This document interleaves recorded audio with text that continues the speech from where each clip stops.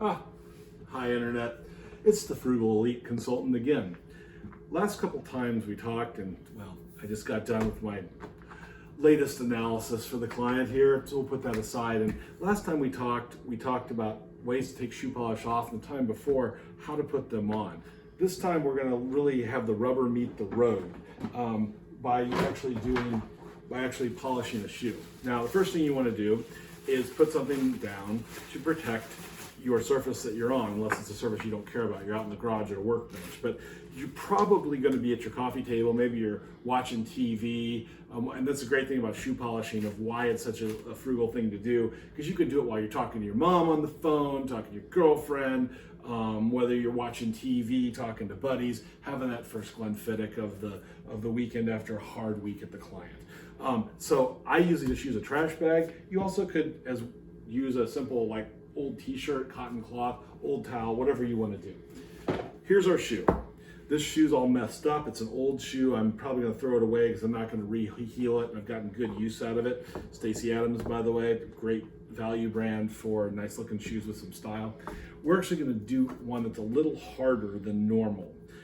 This, as you can see, is kind of a two-tone shoe. It's unusual. It's got some dark back here, and it's got some dark up front, which makes it a little trickier to polish, but as we'll see, it's not that hard. We talked last time that my favorite polish to use is actually the Johnson & Murphy's polishes, the shoe creams, because they have a sponge built in.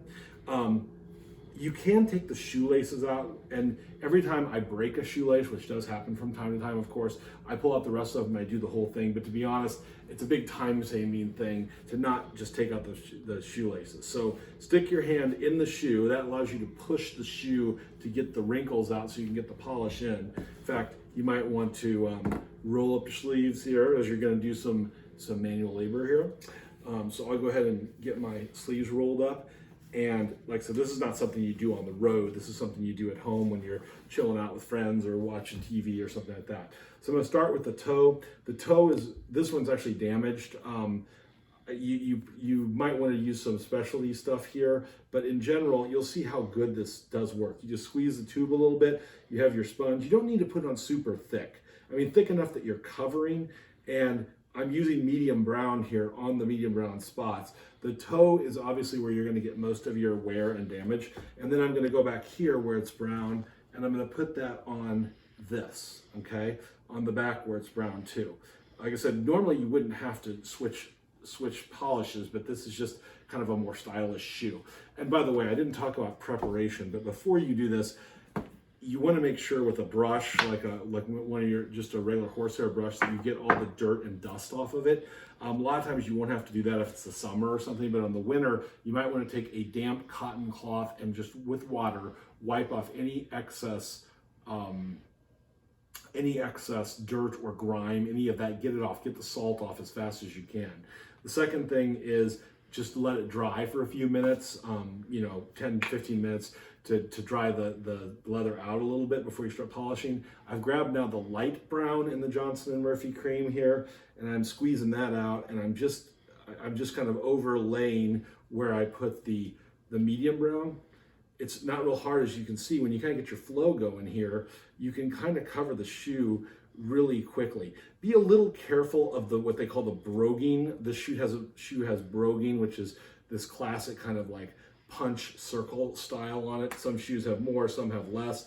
More modern styles of shoes, you tend to have less. It's supposed to look maybe a little more casual or cooler, but it just depends on the shoe. This is a toe cap shoe, as you can see, but it's got some broguing on the side like a wingtip would, just for some extra stylishness. Just work the leather in with the sponge, and it takes a little bit getting used to on how much to use to cover a certain surface area. You can always wipe it off, so it's not a big deal.